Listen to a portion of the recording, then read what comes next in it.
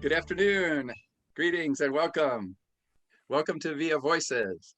This is our weekly Tuesday 12 noon program in which we get to connect with friends and colleagues and partners and allies from the Via International Network. And we're so pleased to have you join us today on Facebook. We have a wonderful group here assembled in the Zoom room, and we're looking forward to today's conversation. Today's focus is on Via's work in community development. And so we're going to be led in the conversation by our Senior Program Director, Rigoberto Reyes, and Rigo is going to introduce our guest for today, Dr. Alberto Pulido.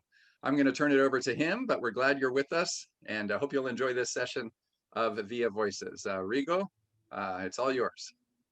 Thank you, John, and welcome everybody to this session of Via Voices.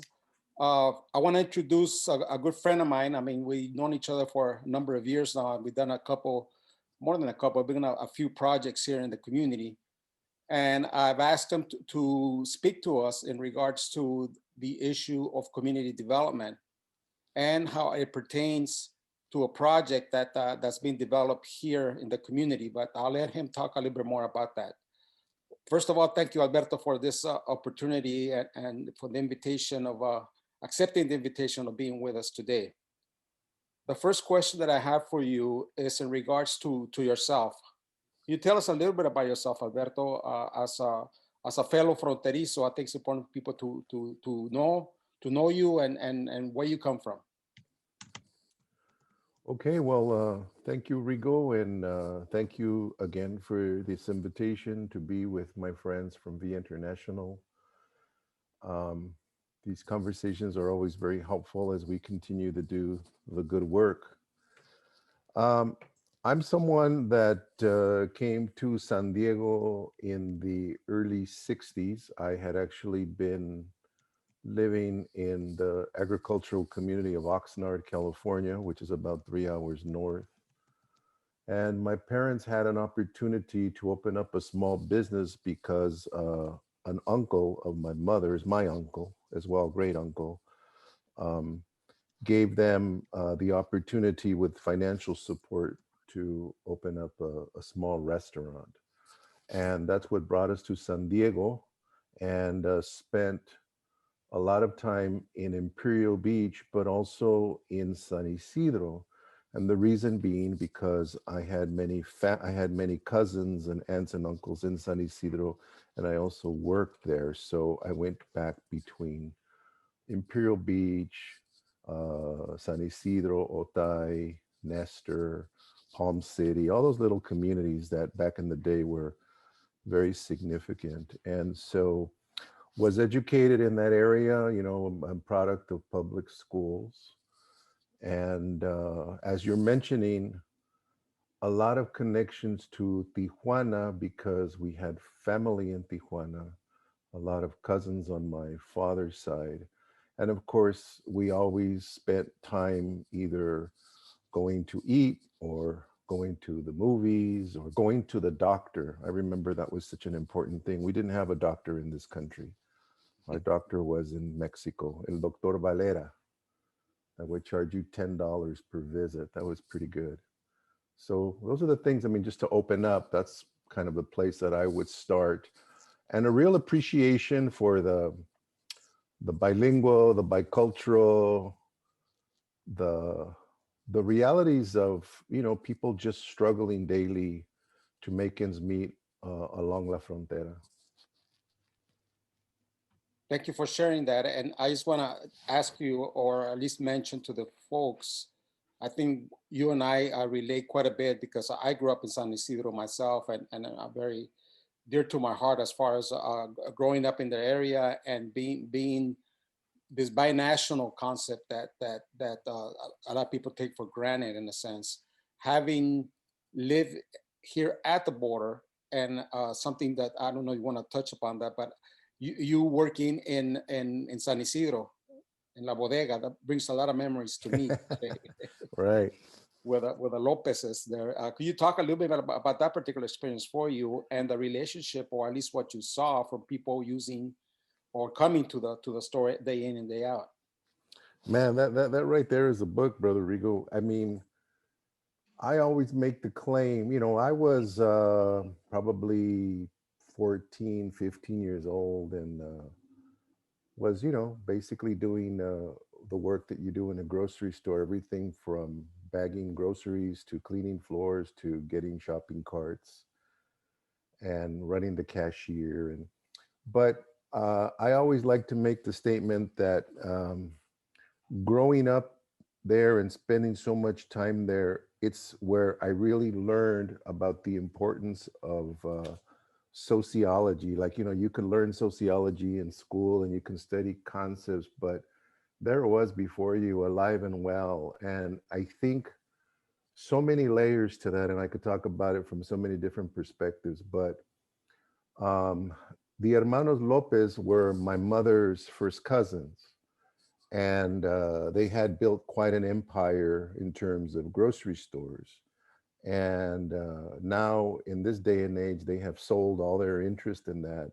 And I'm sorry to say that they're not in the best of health, in particular, Roberto, who is not doing well these days. I just spoke to him about a week ago. So people are, getting up there in age, and we're starting to see the end of an era. But we're looking at, the late 60s, early 70s. And my biggest recollection of that was the way the grocery store acquired its customers and the way that it brought in Mexicanos de Mexico to their grocery store is they had a shuttle service from the border to the grocery store. And that was revolutionary, man. I mean, we're looking at a long time ago. And we're going to share this idea because, the Marines from San Isidro, el Señor Marin, he was the driver. We used to call him El Aguacate. I mean, a lot of memories, man. La pura plebe, like el chisme ahí del barrio, ¿verdad? It's Yeah, community, man. It's I community. remember Mr. Marin, actually. I Yeah. do remember Mr. Real Marin. short guy. Yeah. And then on the side, he would sell burritos, because you were hungry, you were working, and 25 cents, 50 cents. Anyway, but that image of families coming from Tijuana for the morning grocery store and the Lopez brothers figuring out a way to make money and catering to our community was new, man. It was new.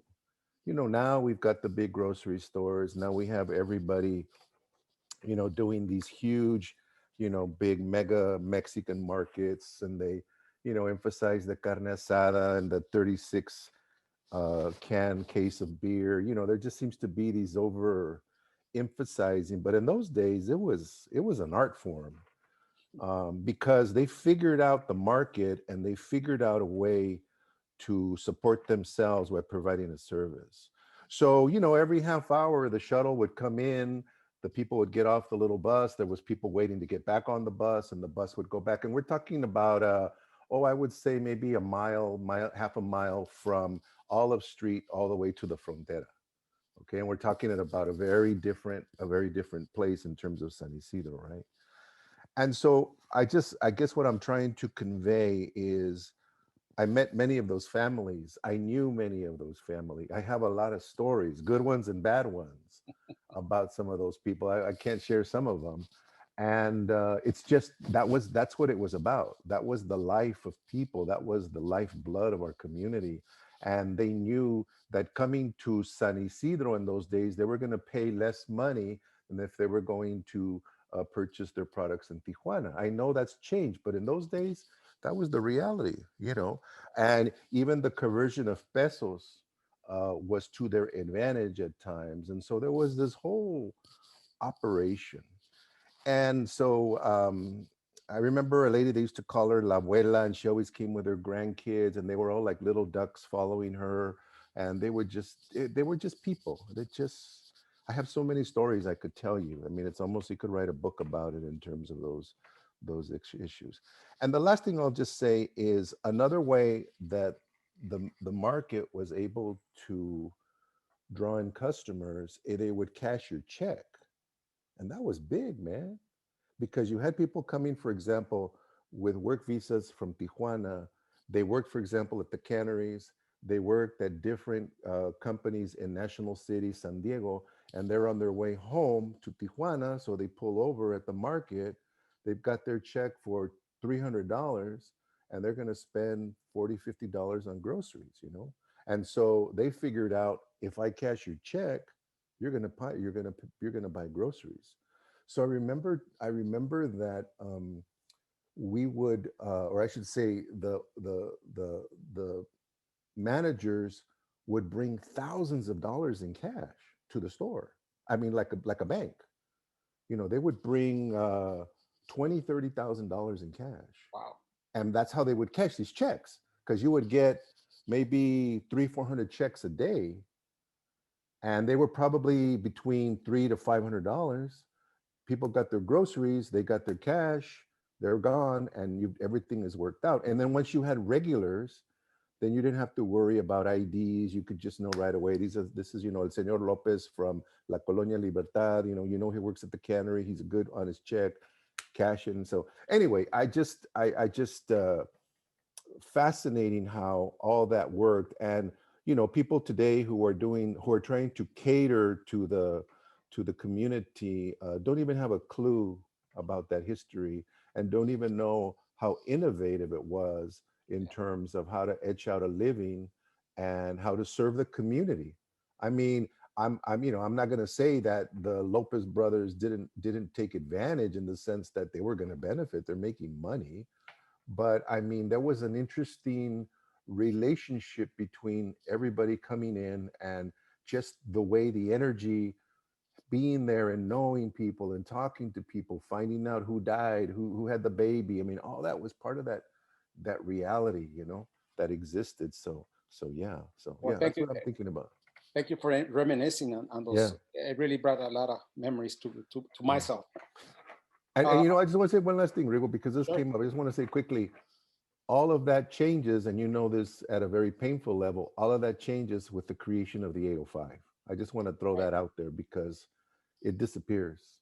The 805 destroys that entire neighborhood. I just got to put that out there because that's another conversation. that it is another conversation, Yeah. and for me, it's very dear to my heart because essentially that's how we got pushed out of San Isidro, and all the memories along with it. In any case, yes, thank to eminent domain and so on and so forth. In any case, I want to speak to you. I want you to speak a little bit about your career as a student, what your education, your formation. Maybe touch a little bit upon that, and also how it came back full circle where you ended up back in San Diego. If that makes sense. Wow. Well, I think that God, that's another heavy conversation. But I think that one of the things that worked to my advantage in my family, there was three of us, meaning I have an older brother and older sister, is because I was the youngest. I think I had opportunities that my sister and brother didn't have, and I say that in a very real way, and at times in a very painful way, because I noticed that the things that my brother wanted to do, my brother is 5 or 6 years older than me, my father wouldn't allow it. But as I came along, things opened up. For example, something very basic like applying for financial aid. My father was not in agreement with that when it came to my brother. But when it came to me 6 years later, he was cool. And I got opportunities that I know my sister, because she was a woman, and my brother did not get. And I'm very mindful of that. And I know it more now as I get older, and as we get older and we think about, our life journey. But I went to Mar Vista High School, and it was not the best experience for me, because when I became I think it was a junior, they had just finished building Southwest High School. So I happened to be on the right side of 13th Street in Imperial Beach, and everybody that lived on the left side of 13th Street down went to Southwest. So all my Chicano friends that I had at Mar Vista were gone. And that school went from a diverse campus where we probably had maybe I'm going to say 40 to 60% ratio where we had kids of color and 60% white kids. And in those days, we'd call them surfers, right? They were surfer kids because of IB. They were gone. So Mar Vista became a white school, like maybe 90%, and I was left. Me and another guy named Carlos Garcia and his family. And we were so out of water. We were like fish out of water. We felt just not, we belonged. And those were some difficult years for me. I mean, I remember, and I think back on them, you think they're not important, but they really were, because I was really upset about what had happened, and all my friends had left. They were now at Southwest. They had another world, and so life went on. But from there, I wanting to continue to go to school, I ended up attending Southwestern College. I was there for a couple of years. And then I really wanted to study social work. That was my dream come true. I wanted to go to San Diego State. I wanted to study social work, and I wanted to go out in the community and do that work because it was always part of what I believed in. And I didn't even talk about El Señor Antonio Lopez, who's my grandfather, who played a big role in my life in terms of teaching me about the value of service. Le decían el Don Tony from Oxnard. He was really important. Anyway, what had happened is when I was about to transfer to San Diego State, the famous Proposition 13 came in, and they started to be some real serious cutbacks at San Diego State. So I started to rethink about attending college. Where else could I go? And I made connections with UCSD. I didn't think I qualified. I met some counselors, some folks who were doing good work. And next thing I knew, I was headed to the University of California, San Diego. And I'm glad I went there. It was a challenging place, but it was when we had, Chicano studies coming on the scene. We had an active mecha. We had a newspaper by the name of Voz Fronteriza. There was a lot of activity going on. Things were happening at the Centro. I didn't have a lot of influences of the park, not in those days, but all that was going on. So anyway, after I finished those studies there, I wanted to continue the work I was doing, and for a lot of different circumstances, I was introduced to a gentleman just through writing and through people that were friends, to a guy by the name of Julian Zamora. And Julian Zamora was from Pagosa Springs, Colorado. And Julian was a professor at the University of Notre Dame. Julian was the first Chicano sociologist in the nation. He got his degree in 1953. He went to school to Adams State, and from Adams State, he went to, I think it was the University of St. Louis in Washington. But long story short, Julian was able to get some money from the Ford Foundation because the Ford Foundation was serving as a way to shut down all of the civil unrest in the cities. And the way they were doing it is they were piping money into higher ed to get people to study themselves. In other words, Chicano studies, Black studies, Puerto Rican studies. And as a result of that, he started something called the Mexican American Studies Graduate Program. And I can just say it really without a doubt that I wouldn't have gotten an education without Julian's support. It's as simple as that. There were 57 of us that went through that program from all over the United States. Professors, doctors, lawyers, civil rights activists. And it was mainly because this one individual applied for monies through the Ford, and that gave you scholarship money to go to school. Now, it was a major culture shock for me to leave Imperial Beach and then go to South Bend, Indiana, if you can imagine. And I always like to say the furthest east I had ever been was to Marshall Scotty's Playland in El Cajon. And so that was it, man. So that was a major culture shock. Well, anyway, so to speed it up, spending time there, it was important. I left San Diego. I left that which was familiar. I met raza from all over the country. I had friends from, like, there was Chicanos from Virginia. You know, I never knew there were Chicanos in Virginia, man. And so it was interesting. A lot of people from Colorado, New Mexico, Texas, all walks of life. And what Julian used to do is he would bring us together as a cohort from all different traditions and from all different ethnic background. I mean, from all different fields. And so, so it's very, very important. So, I mean, I could go on, but let me, because I know we've got more things to talk about. But so let me just fast forward that from there, I started to teach at numerous different institutions around the country. And in 1992, I ended up teaching at Arizona State University. And I was in Arizona from 1992 to 2002. And what had happened is here at the University of San Diego, they were starting to get interested in issues around diversity and inclusion. There were students asking for the school to change and include work in this field, recognize that the University of San Diego was way behind the times because those types of conversations had started 30 years earlier in other institutions. And so that brought me back to San Diego, started an ethnic studies department, and that's how we kind of got back here to San Diego in 2003. Thank you. Thank you for sharing that. And that kind of leads me to my next question. And as it relates to the Turning Wheel, the project of the Turning Wheel, I know you've been involved with, I mean, we both belong to the same organization, the Chicano Park Steering Committee, the Chicano Park Museum, and so on, and plus many other projects that were there in the community. But the Turning Wheel is something fairly new.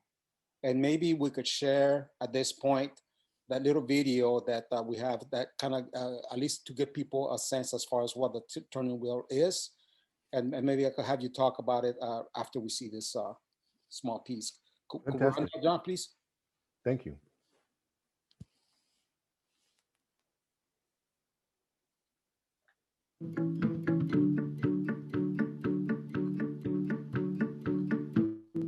Through the work of Turning Wheel and through our objective of trying to live the vision of the University of San Diego to be an anchor institution to our local community partners, we are wanting to provide and meet a need that is really important here in the community of Logan Heights, and that is with regards to Wi-Fi connectivity for children and for families that are struggling in order to keep their children in school because of the fact that they're unable to have good Wi-Fi interaction with their schools and their teachers. I think this event is really significant because you have other partnerships. You have the Chicano Federation that has brought out much of the PPE material, masks, gloves, sanitizers.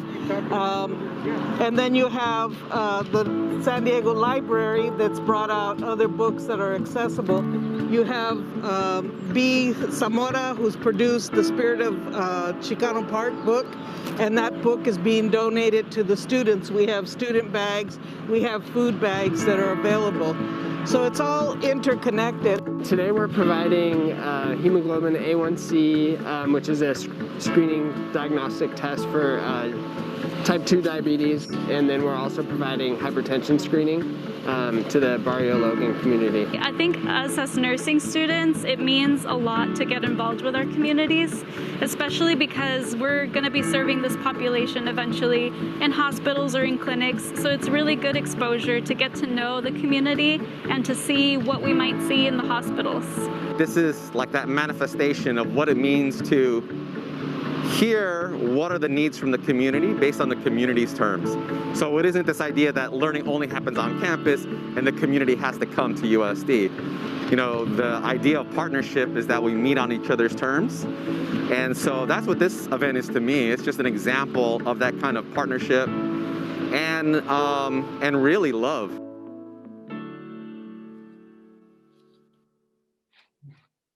Thank you. Thank you for sharing that. You want to elaborate a little bit more on that, Alberto? I know that when you stress the partnerships, and sometimes people get left out. And I think it's so important for institutions, universities, to recognize the labor and the importance of those partnerships. And maybe you want to talk a little bit about that, and also as far as maybe give us a rundown as far as how this concept of the turning wheel came to be. Sure. Let me start off with this idea. A few years ago, the University of San Diego, under its new president, Jim Harris, had this strong vision of what he calls making institution of higher learning an anchor institution. He came from the East Coast, and he had fellow presidents back there who really believed in this. And it's literally the idea that a university is going to be more than just being present, let's say in Linda Vista or La Jolla or, Northampton, Massachusetts, or, any community where you have a large university. And as many of you know, some universities, for example, USC, Yale, University of Chicago, have always been criticized for simply being other interlopers in neighborhoods for a lot of reasons. So anyway, President Harris wanted to change that narrative and wanted a university to be an anchor. And that means not just, talk, but it means money, it means brick and mortar. And we've seen some of that. I don't think we've seen it to the extent that we would like, but that fit me like a glove because I had been doing this work for a long time. So I applied for a grant. It was called the Strategic Initiative, and they gave me about 80% of the money to buy that bus. And if we had another hour, I could tell you the story about getting that bus, because that's another story, man. That's a story for a bar when they open it up and we'll have a drink. Long story short, I was able to find the bus in Columbus, Ohio, and this incredible company, great work. For me to buy a new bus like that, it was going to cost me $500,000, and I was just laughing because I think I had like $80,000. But long story short, the guy running the business, Farber Industries, they make buses for the Major League Baseball, Girl Scouts, beautiful buses, beautiful, handcrafted from the bottom up. He liked what we were doing, and so we were able to negotiate a used bus. Then he put that beautiful wrap on it. So my idea was, because of ethnic studies, where our objective is to make knowledge relevant to our communities, what are the needs of our communities? We begin there. Then my idea was to take the bus as a way to begin to make that connection. The other thing that is a big proponent of the work that we do is what I like to call community epistemologies. And by that, I mean the knowledge that comes from communities. We always talk about academic epistemologies in terms of truths, books and research and archives. But as reflected in the work that Rigo and I did, we did a documentary, we did a book, and 99% of that information wasn't documented anywhere. So that was the vision, and that's exactly what the idea of the bus was. You may have noticed that the symbol of the bus I did very purposefully, because it's the symbol of the Olin, which is the Mayan concept of movement. And movement is so important for any culture, for any history, for any tradition. And I tied it to the idea of a bus that's in motion is also like a culture in motion. And that's how we came up with this concept of the turning wheel. So I think the initiative has received some support. We can talk about that in the question and answer. It hasn't received the support that I wish it would receive. And that's a bigger discussion. But this event that you just saw was our most recent event. It was the first event we did after COVID hit. And as we were thinking about it, as I was trying to, what's the word people use now? Pivot the work I was doing. I started to think about the importance of Wi-Fi. So the event there was to provide Wi-Fi services. And one of the most exciting things for me is we had 11 community partners come together on that event. That to me was just so incredible. And what Rigo is referencing, and this became a big discussion that we can have again in our conversation, is the university really didn't know how to handle that. And they mishandled it. As you heard in the narrative, everything fell on Josie to be the person explaining because she felt responsible for doing that.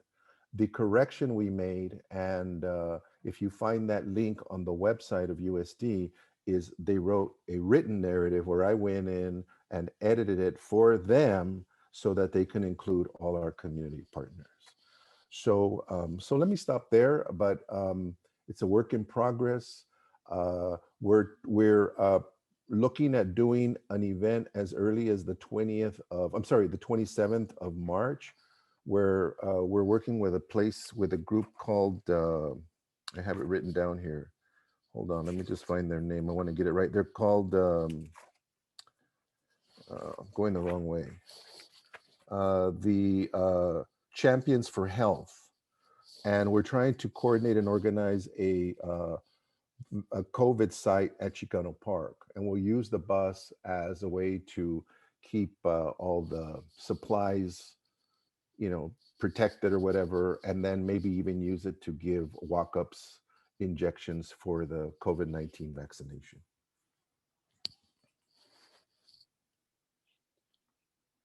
Alberto, the importance of these partnerships that we're talking about, I think sometimes it takes for granted, but I think to talk about the importance of this partnership is very important.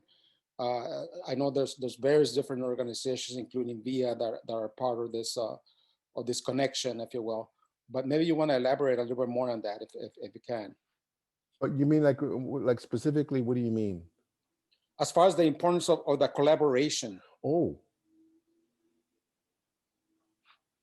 Well, I mean, in my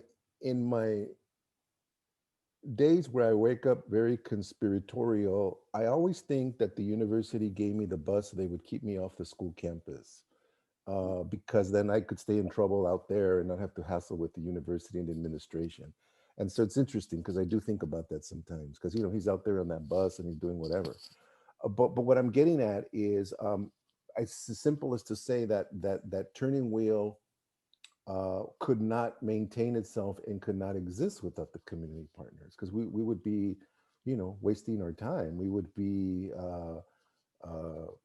without that foundation and with that anchor. So I think that having those partners collaborating, for example, with regards to space, with regards to resources, for example, at this event, VIA provided us with food. VIA provided us with food to give away to the people that were there. And it all worked in a very important way because we're all working towards wanting to serve the community. And so I think that's important. And the reason I say that I'm giving the emphasis to the community partners is because, as I say, it's part of my vision as an educator, but also because I would never get that from the institution. You see what I mean? In other words, I couldn't go to my dean and say, well, who do you think I should go out in the community and work with? They wouldn't know. So you're kind of doing that on your own. And you've established those relationships to the point that then all you're doing is strengthening them. And you have a resource from the institution that can be used for the good. And, if I can go into a little Spanish, cuando les conviene a ellos, then it works, as you saw in that clip, right? It's a win-win, okay? The nursing school, I've never worked with before. The nursing school was problematic at some levels, but they were there. And in the end, we were doing good work. But what I'm getting at it is, instead of it starting organically from the institutions, it has to start outside of the community. Now, let me say one last thing about this, because I've seen it in the lives of all my mentors. and it never changes. And I hate to be so much doom and gloom in these days of COVID, but if I literally got run over by my bus, I think steering wheel would end. And that's the sad thing, because I see it with my mentors, especially people that come from our communities. At the point that they're gone, the program ceases to exist.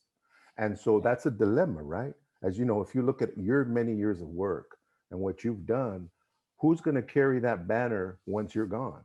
And how do we make sure that we can institutionalize this very, very important work?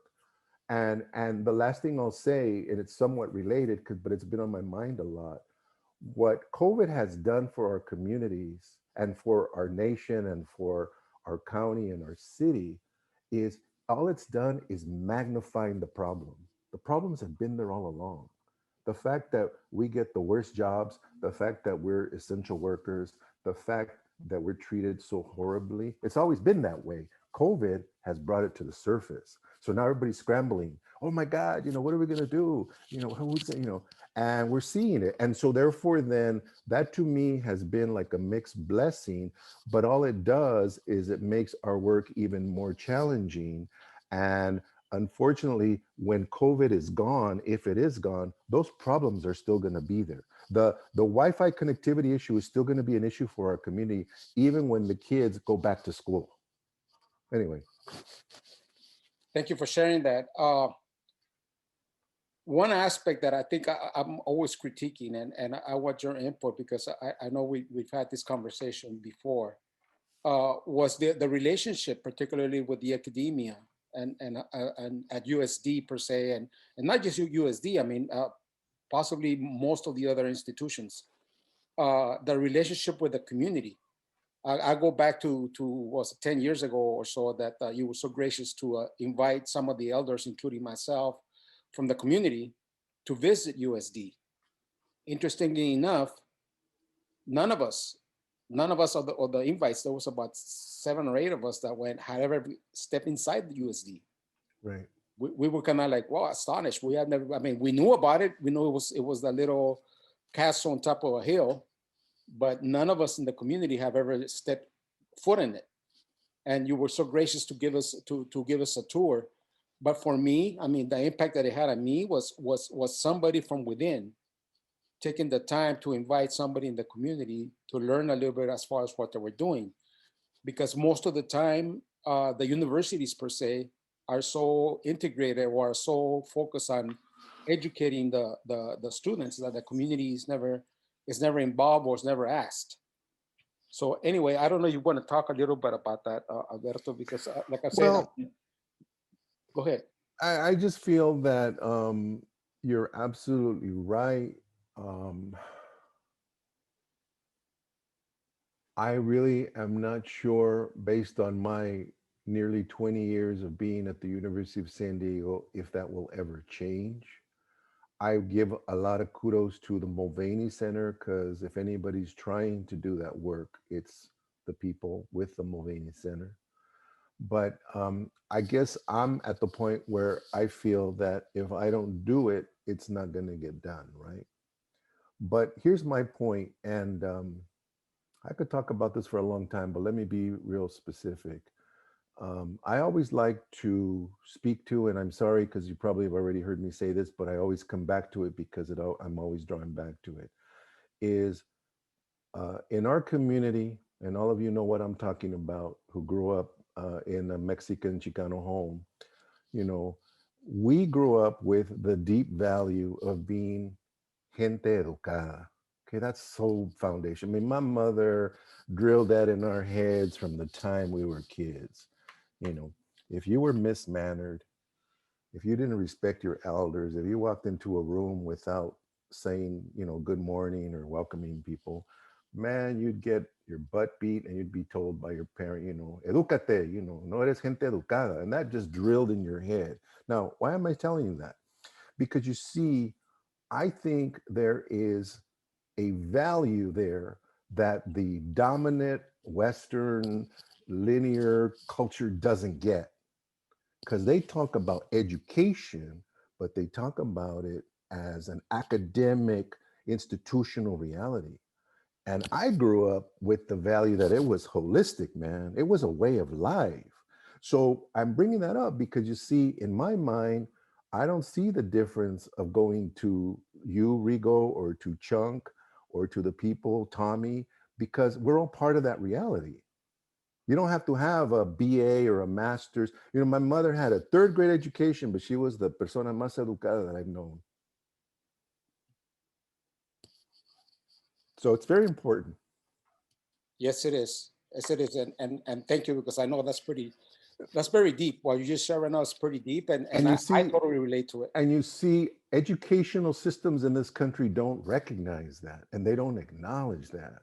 And then our community, we give into that. No, pues lo que diga la maestra. Pues lo que diga la maestra está bien, no te preocupes. Y la maestra a veces ni sabe lo que está haciendo. You know, so eso es problemático, ¿verdad? And that's such a beautiful value in terms of being educated people. But educated not because you know who Kant is, or you know who, you know, you've studied the great philosophers, or you know, it's a very different form of wisdom and a very different way of knowing. And that's what I have, you know. And I always like to make the idea. So one of the things I say is that when I went to college, I was looking for those gente educadas that my mother told me about. I couldn't find them because they were educated, pero no eran gente educada. They were some of the most uneducated people I've ever met, just because they had a PhD and they had money. That didn't mean it, because I would look at them and I say, well, what happened to these gente educada? Man, I thought they were around. And so what I had to do was go back to the community, because that's where they were, you see?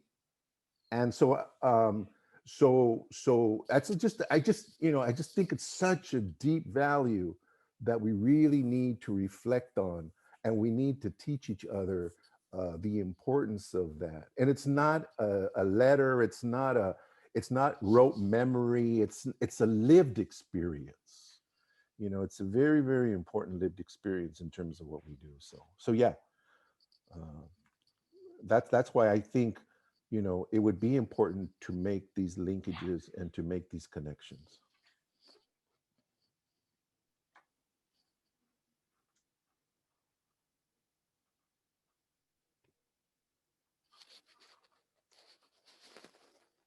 Oops, Rigo, you got muted.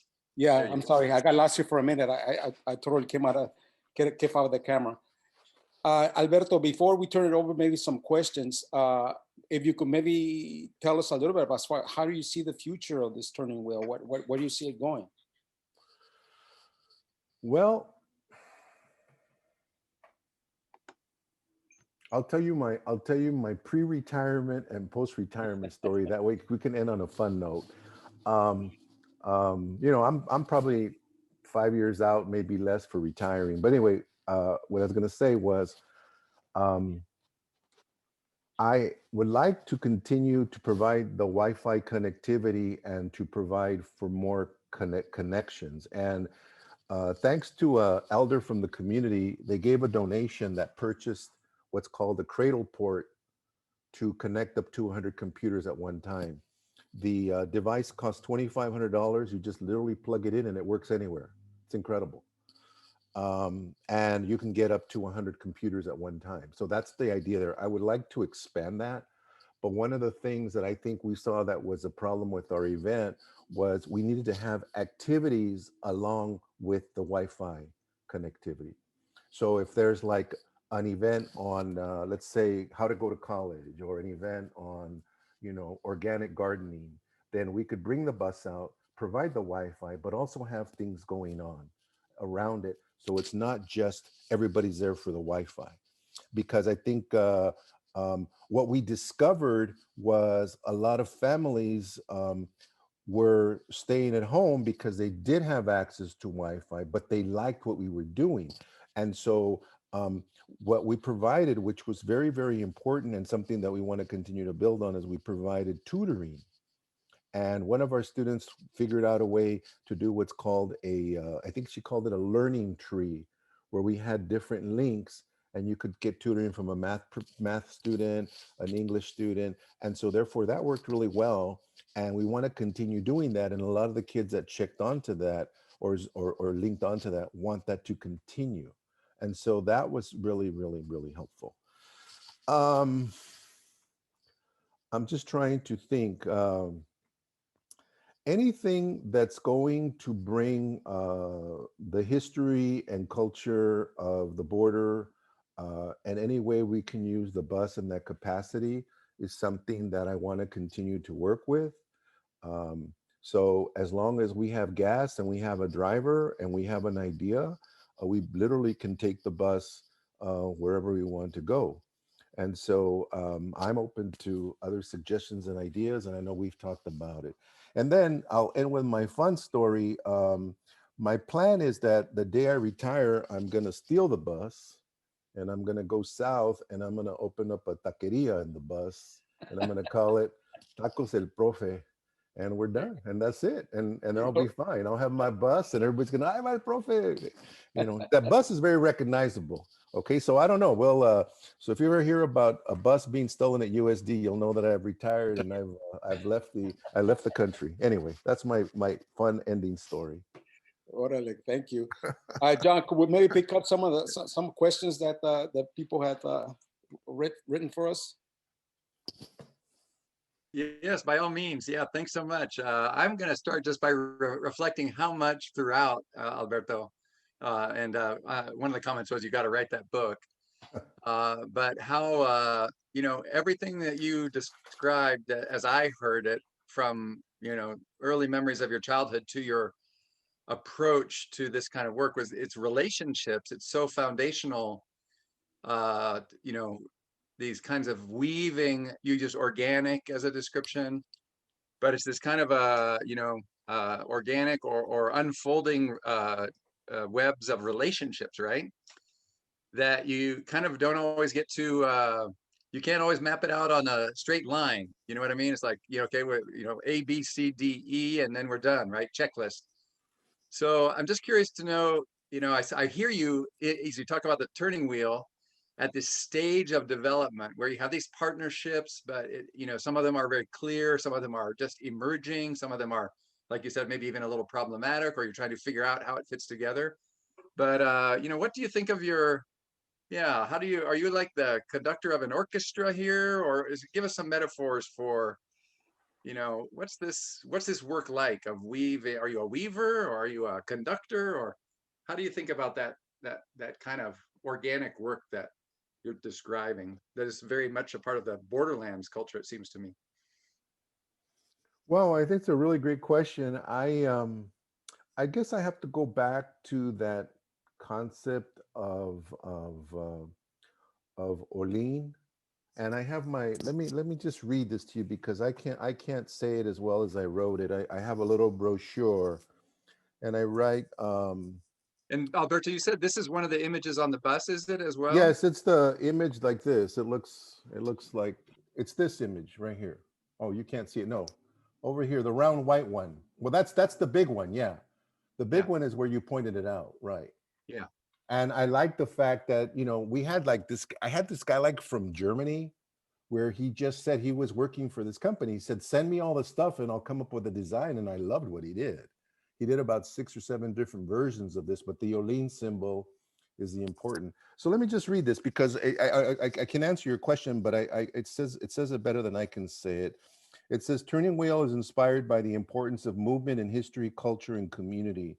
It draws from the pre-Columbian symbol of Orlean that recognizes movement as life-giving and a source of transformation of self and community."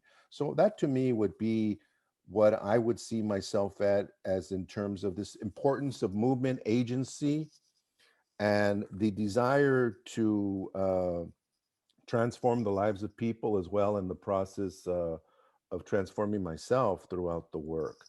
I'm trying to think if there's anything else that I would say. I just think the fluidity is another metaphor that I think would be important, because the border is a fluid space. As much as you want to get people with political authority to stop that fluidity, it's our humanity, it's, you know, the weather, the ocean, you know, the natural environment that makes things constantly fluid and constantly changing. And so I really like that idea with regards to the work that we're supposed to be doing, and that our identities are always changing, and they're intersectional at so many different levels. We meet each other at so many levels, and I can think, I think about your work, John, in terms of bringing in different faith communities in a space that's considered to be prohibited, yet it is a way to disrupt that and to transform it in the coming together of these different people. So that's how I would see it. Yeah, thank you for that. And just to comment on that, of course, what I'm doing there is following the lead of the families, right, that meet at Friendship Park. The families are the ones that are showing that, right? They're the ones that are leading that way of being in the world as you described it. Right. Yeah. So thank you for that. But I appreciate that shout out. Thank you. I wonder if there are other questions that somebody would like to lift up. I can read them out of the chat room as well, but we have a couple of, if Andrea wants to ask, or Jim Gerber commenting on the university. You and Alberto, you and Jim could talk a long time, I'm sure, about universities and getting them to be involved in the community. I don't know, Andrea is asking you, did you know Larry Baza, Alberto? Yes. I'm sorry. Andrea Rocha is asking about Larry Baza and if you had any occasions to collaborate with him across the years. Well, not directly, but Larry was very supportive of the work that we were doing with the museum. And he at one point was in a leadership role at the Centro Cultural, and he was just sort of always available and always willing to work with what we're doing. I did not. I mean, I knew Larry. I had the occasion of being in workshops and meetings with him, but I didn't know him as well as others. And I would think that the person who really spent a lot of time with Larry would have been Josephine Talamantes, which is the chair of the museum. So yeah, I'm very sorry for his passing. I know his brother, Ron. I've reached out to Ron. I haven't heard from Ron, and I heard that Ron's health is also a little bit challenging at the moment. Yeah, I knew Larry from the early '90s when he was the executive director at Centro Cultural de la Raza in Balboa Park, and at that time I was serving in the board of directors of the Centro.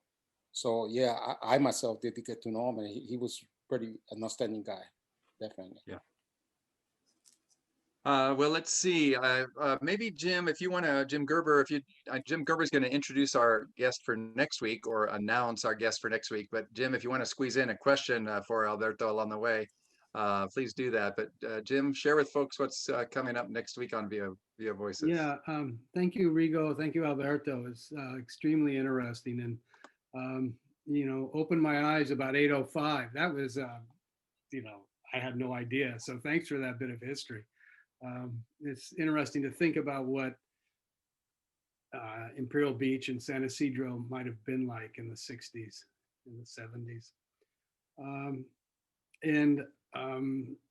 So next week is Andrea Guerrero will be here she's the executive director of Alliance San Diego. She's a binational, bicultural, bilingual person in the region who sees things through those lenses completely. She's a former ACLU lawyer who then started Alliance San Diego, which is a community organization that fights for inclusion and tries to expand what opportunities are available to people in the region, particularly people that have been left out or ignored. So she'll be talking about the Anastasio Hernandez case, which Alliance has been very active in promoting. He's, for those of you that don't know, he was essentially assassinated, murdered by the Border Patrol, and then it was covered up. And then the justice was denied in the US, but this case has been taken to the Organization of American States. And she'll be talking about Alliance has promoted what is called a new border vision. I'll be talking about that. and the need for better governance in the border region. And I'll get her to talk a little bit about the Southern Border Communities Coalition, which Alliance was central in helping to get started. Great. So that's next week. It should be a real fruitful discussion, I think, interesting discussion with lots of opportunities for questions and to see a little bit into the insides of this organization, Alliance San Diego, which like VIA is one of the community organizations that really makes notable contribution to the region. So I hope everybody can join us next week. Thank you, Jim. Thank you. Well, and Alberto, thank you so much. Rigo, thanks for facilitating, and thanks for letting us eavesdrop on a conversation among friends. You guys have a remarkable history together, as well as the specific projects that you're each engaged in. And Rigo, I don't know, VIA is continued, especially through your work, Rigo, these deep roots in the Barrio Logan Heights neighborhoods. I guess we continue to explore those connections and opportunities from VIA's end as well. Yes, most definitely. It's interesting. It's interesting how mentioned the 805, and that's very again very dear to me, because my family was actually impacted by those decisions. But yes, we're going to continue working here in Logan Heights, and I'll be looking forward maybe to sharing some of those experiences with the folks here. Okay. Well, great. Alberto, mil gracias. Thank you for being with us today. Thank you. So appreciate your wisdom and your willingness to share it with us.